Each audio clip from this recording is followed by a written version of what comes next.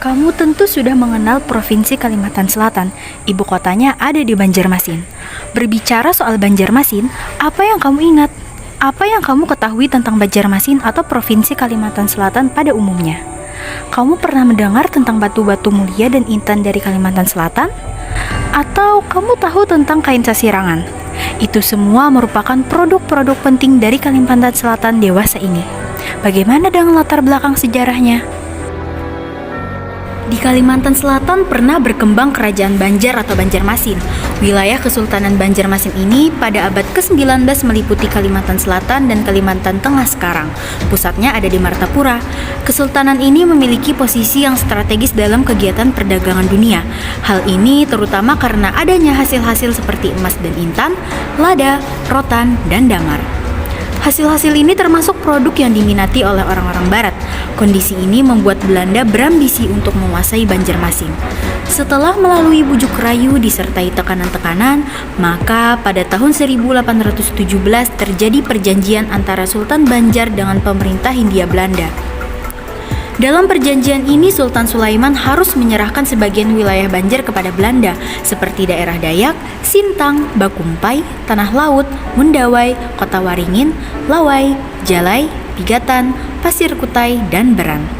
Dengan demikian, wilayah kekuasaan Kesultanan Banjarmasin semakin sempit, sementara daerah kekuasaan Belanda semakin bertambah. Bahkan, menurut perjanjian yang diadakan tanggal 4 Mei 1826 antara Sultan Adam Al-Wasih dengan Belanda, ditetapkan bahwa kekuasaan Kesultanan Banjar hanya daerah hulu sungai, Martapura, dan Banjarmasin.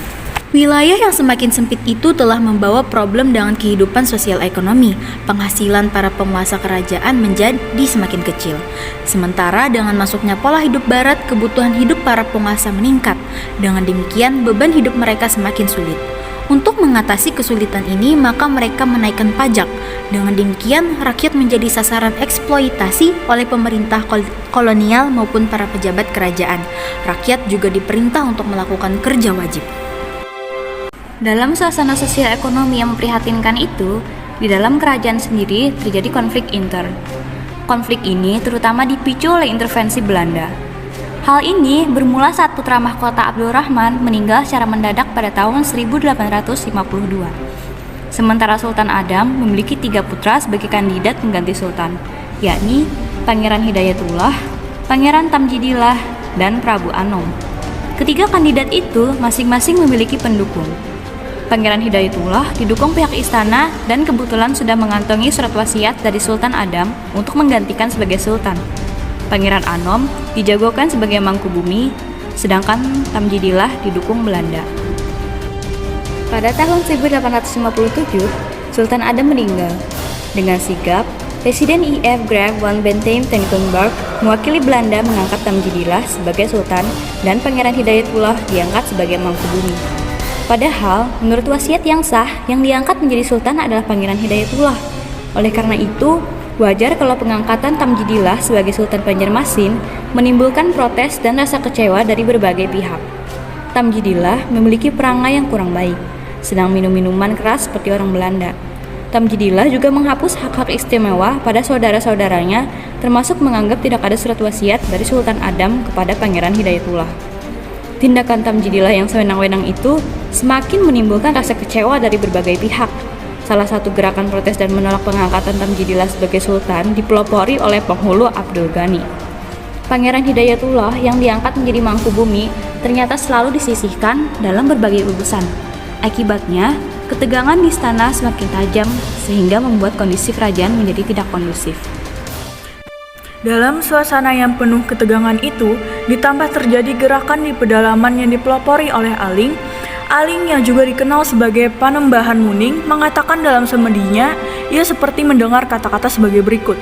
Ikam nang baamal dengan kesukaan aku, akan permintaan ikam ngadapat negeri dan pagustian ikam batatap. Kerja akan berbunyian mau raja-raja gaib manolong ikam. Sakira-kira jadi salamat negeri dan raja pun tatap. Tetapi Pangeran Antasari ikam aturi kamuning. Menurut Panembahan, Muning berdasarkan ilham atau firasat dalam bahasa Jawa, wisik, bahwa nasib dan keselamatan Kesultanan Banjarmasin tergantung kepada peran serta Pangeran Antasari, sepupu Pangeran Hidayatullah. Pangeran Antasari adalah juga seorang pangeran yang diperkirakan juga keturunan raja di Banjarmasin. Gerakan Aling ini membuat suasana kerajaan semakin kacau. Pusat gerakan Aling dinamakan Tambai Mekah, Serambi Mekah, yang terletak di tepian Sungai Muning. Aling juga memanggil Antasari agar datang di Tambai Mekah. Pengaruh Aling ini semakin besar dan banyak pengikutnya. Karena Aling memang dipandang orang yang sakti, Pangeran Antasari yang memang sudah kecewa dengan apa yang terjadi di lingkungan kerajaan, datang dan bergabung dengan gerakan Aling. Antasari berkeinginan untuk menurunkan Tamjidillah dan melawan kekuasaan Belanda. Di samping kekuatan penuh dari pengikut Aling, Pangeran Antasari juga mendapat dukungan dari berbagai pihak seperti Sultan Pasir dan Tumenggung Surapati pimpinan orang-orang Dayak. Pada tanggal 28 April 1869, orang-orang Muning yang dipimpin oleh Panembahan Aling dan putranya, Sultan Kuning menyerbu kawasan tambang batubara di Pengaron.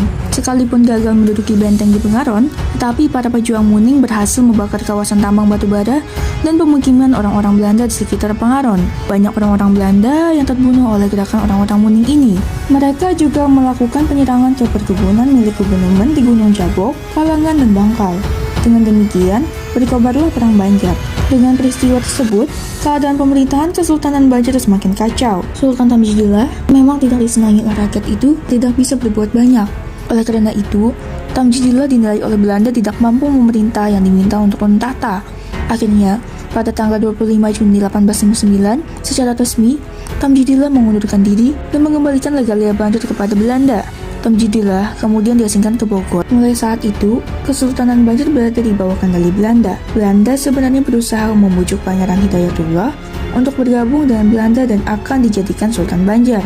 Tetapi melihat kelicikan Belanda, Pangeran Hidayatullah menilai bujukan itu merupakan tipu daya Belanda. Oleh karena itu, Pangeran Hidayatullah memilih bersama rakyat untuk melancarkan perlawanan terhadap Belanda.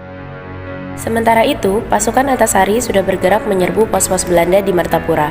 Perlawanan Antasari dengan cepat mendapat dukungan dari para ulama dan punggawa kerajaan yang sudah muak dengan kelicikan dan kekejaman Belanda. Bulan Agustus 1859, Antasari bersama pasukan Haji Buyasin, Kiai Langlang, Kiai Demang Lehman berhasil menyerang benteng Belanda di Tabanio. Kemudian pasukan Surapati berhasil menenggelamkan kapal Belanda Onrus dan merampas senjata yang ada di kapal tersebut di Lontotuor, Sungai Barito Hulu. Dengan demikian, Perang Banjar semakin meluas.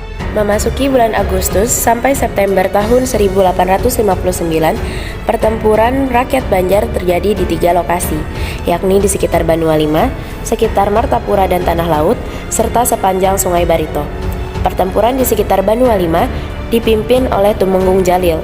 Pertempuran di sekitar Martapura dan Tanah Laut dipimpin oleh Demang Lehman. Sementara itu, pertempuran di sepanjang Sungai Barito dikomandani oleh Pangeran Antasari. Kiai Demang Lehman yang berusaha mempertahankan benteng Tabanio diserbu tentara Belanda. Pertempuran sengit terjadi dan banyak membawa korban. 9 orang serdadu Belanda tewas. Belanda kemudian meningkatkan jumlah pasukannya. Benteng Tabanio berhasil dikepung oleh Belanda. Demang Lehman dan pasukannya dapat meloloskan diri. Demang Lehman kemudian memusatkan kekuatannya di benteng pertahanan di Gunung Lawak, Tanah Laut. Benteng ini juga diserbu tentara Belanda. Setelah bertahan mati-matian, akhirnya Demang Lehman meninggalkan benteng itu karena sudah banyak pengikutnya yang menjadi korban. Kekalahan Demang Lehman di benteng Gunung Lawak tidak memupuskan semangat juang melawan Belanda, sebab mereka yakin perang ini merupakan perang Sabil. Pada bulan September, Demang Lehman dan para pemimpin lain seperti Tumenggung Jalil dan Pangeran Muhammad Aminullah meninggalkan medan pertempuran di Tanah Laut menuju Kandangan untuk mengadakan perundingan dengan tokoh-tokoh pejuang yang lain. Pertemuan di Kandangan menghasilkan kesepakatan yang intinya para pemimpin pejuang Perang Banjar menolak tawaran berunding dengan Belanda dengan merumuskan beberapa siasat perlawanan sebagai berikut. Yang pertama, pemusatan kekuatan perlawanan di daerah Amuntai. Yang kedua, membuat dan memperkuat pertahanan di Tanah Laut, Martapura, Rantau, dan Kandangan. Yang ketiga, Pangeran Antasari memperkuat pertahanan di Dusun Atas. Dan yang keempat, mengusahakan tambahan senjata. Dalam pertemuan itu, semua yang hadir mengangkat sumpah untuk berjuang mengusir penjajah Belanda dari bumi Banjar tanpa kompromi. Haram menyerah. wajah sampai ke putih. Setelah pertemuan itu, perlawanan terus berkorbar di berbagai tempat. Untuk menghadapi berbagai serangan itu, Belanda juga terus memperkuat pasukan dan membangun benteng-benteng pertahanan seperti di Tapin, memperkuat benteng Munggu Tayor, serta benteng Amawang di Kandangan. Demang Lehman berusaha menyerang benteng Amawang tersebut tetapi gagal. Setelah itu, Demang Lehman dan pasukannya mundur menuju daerah Barabai untuk memperkuat pertahanan pasukan Pangeran Hidayatullah. Perlu diketahui bahwa Pangeran Hidayatullah meninggalkan Martapura dan berkumpul dengan seluruh anggota keluarga yang diikuti pasukannya. Ia berangkat ke Amuntai. Meskipun tidak dengan perangkat kebesaran oleh para ulama dan semua pengikutnya, Hidayatullah diangkat sebagai sultan. Setelah itu, Sultan Hidayatullah menyatakan perang jihad fisabilillah terhadap orang-orang Belanda. Dalam gerakannya menuju Amuntai, pasukannya melakukan serangan ke pos-pos Belanda. Gerakan perlawanan Pangeran Hidayatullah kemudian dipusatkan di Barabai.